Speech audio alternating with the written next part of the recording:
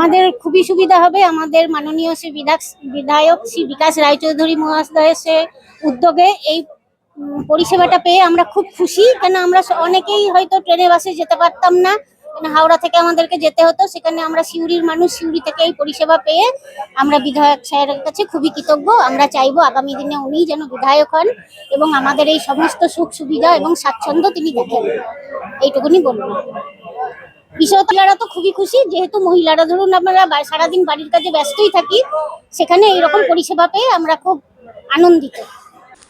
এবার সিউড়ি থেকে দীঘার জগন্নাথ দেবের মন্দির যাওয়ার জন্য দক্ষিণবঙ্গ রাষ্ট্রীয় পরিবহন সংস্থার পক্ষ থেকে একটি বাস চালু করা হলো, যাতে সিউড়ি ও আশেপাশে এলাকার মানুষজন সরাসরি দীঘা পৌঁছাতে পারবেন। তাতেই খুশি শহরের লোক।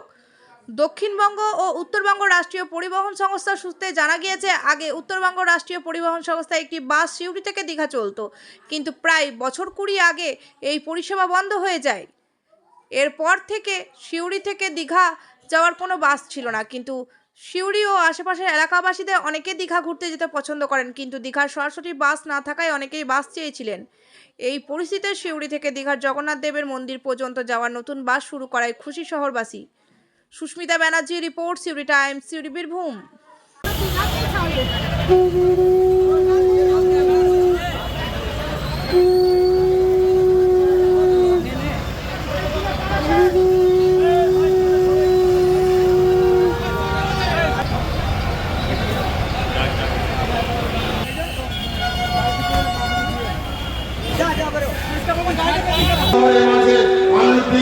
আজকে শহরের মানুষের কাছে এক শুভদিন, শুভ সন্ধিক্ষণ।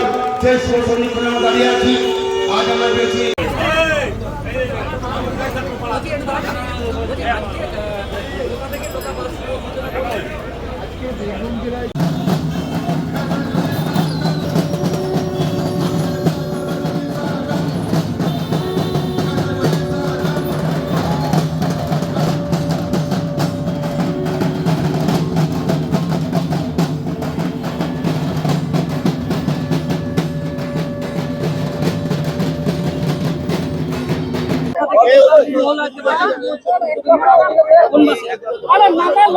আজকে দিনটা আমাদের সিউড়িবাসী, সিউড়ি বিধানসভা, বীরভূমের মানুষের কাছে বড়দিন।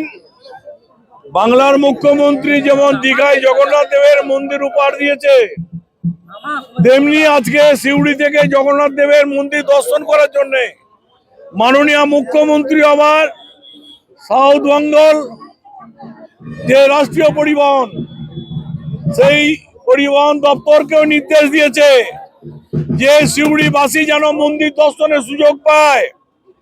এবং আজকে তাই আমাদের এই যে সভাপতি দক্ষিণবঙ্গ রাষ্ট্রীয় পরিবহনের সুভাষ মণ্ডলও ছুটে এসেছে তার বাস নিয়ে, যে সিউড়িবাসী, সিউড়ি বীরভূমের বাসী যেন এই জগন্নাথ দেবের মন্দির দর্শন করার সেই সুযোগটা মমতা ব্যানার্জির নির্দেশ সে যথাযথ পালন করেছে।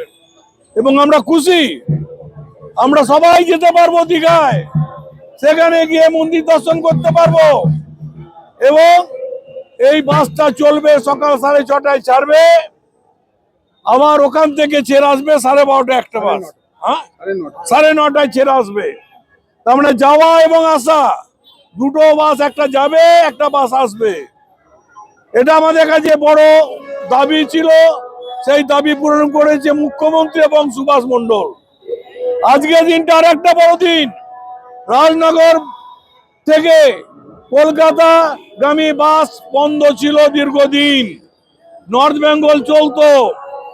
আমি সুভাষ মণ্ডল আমাদের সব চেয়ারম্যানকে বললাম, সুভাষ, আমার এলাকার মানুষের বড় কষ্ট।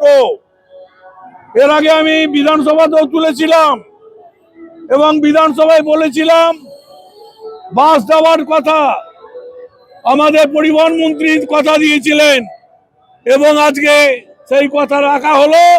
আজকেও কিন্তু ওখান থেকে আমরা 11:30টায় আবার কলকাতাগামী বাসের শুভ সূচনা করব।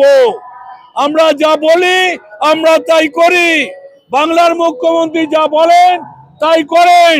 তাই আজকে সিউড়ি থেকে দীঘা যাওয়ার এবং রাজনগর থেকে কলকাতা যাওয়ার আমাদের বড় আমরা উপহার পেলাম মাননীয় মুখ্যমন্ত্রীর কাছ থেকে, আমাদের পরিবহন মন্ত্রীর কাছ থেকে, আমাদের রাষ্ট্রীয় পরিবহন দপ্তরের কর্ণধার দক্ষিণবঙ্গের সুভাষ মণ্ডলের কাছ থেকে।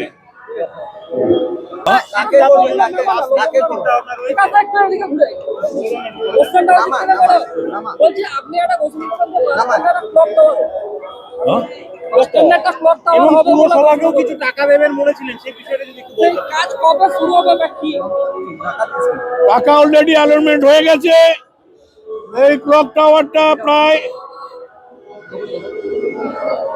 20 থেকে 25 লাখ টাকা খরচা হবে, সমস্ত এস্টিমেট পেয়ে গেছি।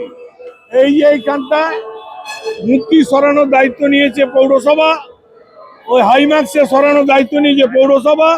যেদিনে পৌরসভা এই কাজটা সমাধান করবে তারপর দিন থেকে কাজ শুরু হয়ে যাবে, এবং দায়িত্বটাও দেওয়া হচ্ছে পৌরসভা কি চেয়ারম্যানকে বলেছি যত তাড়াতাড়ি সম্ভব সরান এবং কাজটা শুরু করুন, আমি টাকা আপনার নামে অ্যালটমেন্ট করে দিচ্ছি।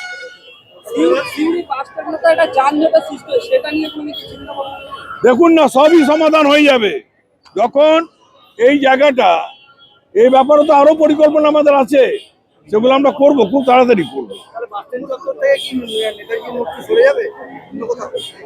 ভালো জায়গায় দেওয়া হবে, আরো যে জায়গায় দেওয়া আছে এখানে তো আমার মনে হয় মাঝে মাঝে গেট হয়, মাঝে মাঝে ওটাকে মূর্তিটা চাপা পড়ে যায়।